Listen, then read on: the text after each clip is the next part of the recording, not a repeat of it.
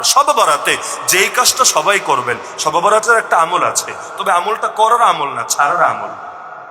সবাই খোঁজে করার আমল, নামাজ কয় রাকাত অথবা জিকির কেমনে কি করবো ইত্যাদি ইত্যাদি। কিন্তু হাদিস সহিহ ইবনে হিব্বান এবং সুনানে বাইহাকির শুআবুল ঈমান লিল ইমাম বাইহাকির মধ্যে হাদিস আছে, সেখানে নবী বলেছেন আল্লাহ তাআলা শাবানের মধ্য রজনীতে তার সমস্ত বান্দার দিকে নজর দেন, এরপর তার সমস্ত বান্দাকে ক্ষমা করে দেন, তবে দুই শ্রেণীকে ক্ষমা করেন না।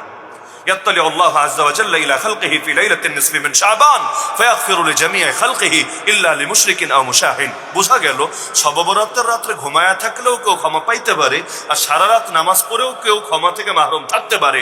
কারা?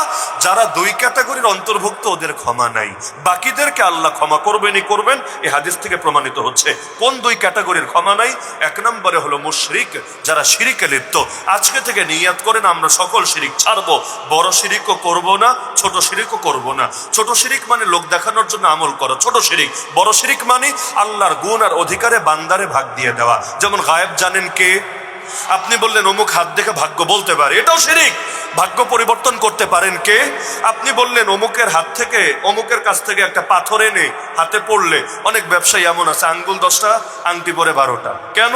এই আংটিতে এটা হবে, এই আংটিতে এটা হবে, আর কত ফজিলত এক এক আংটির। আংটিওয়ালার কাছে গেলে আপনারা বুঝাই দিবে এই আংটি পড়লে মনের মানুষকে কাছে পাবা, এই আংটি পড়লে দাম্পত্য জীবনে সুখী হবা, এই আংটি পড়লে বিদেশে যাওয়ার ভিসা হবে। হায় রে ফজিলত! দুনিয়ার সবার ভাগ্যে ঠিকাদারি নিয়ে বসে আছে, ওর ভাগ্যটাই খালি আটকে আছে, ও নিজের ভাগ্যটারে পাল্টাতে পারছে না, বাকি সবার ভাগ্যরে একেবারে পরিবর্তন করে উল্টে দিচ্ছে। তাহলে এইরকম কেউ যদি মনে করে শিরিকে আছে, একইভাবে বিধান দেওয়ার ক্ষমতা কার? আর বাংলাদেশের মানুষ বিধান দেওয়ার ক্ষমতা দিয়ে রেখেছে কারে?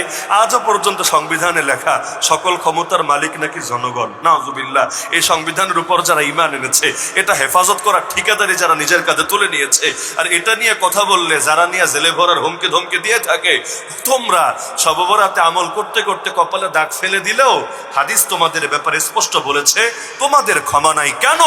শিরিক এখনো ছাড়তে পারো নাই। সুতরাং শিরিক ছাড়তে হবে। ক্ষমতার মালিককে, বিধান দেওয়ার মালিককে, সৃষ্টি করেছেন যিনি, বিধানও দিবেন তিনি। স্বাভাবিক ব্যাপার, আমার ঘরে আমার কথা চলবে, আমার বাচ্চাকে আমি আমার মতো চালাবো। তুমি যদি তোমারটা চাপাতে আসো আমার উপরে, লড়াই কিন্তু হবেই। তো জমিনের স্রষ্টাকে, আরে আমার ঘর বলে আমি তো কোনো মালিকই না, আমি তো নকল মালিক, তা আসল মালিক যে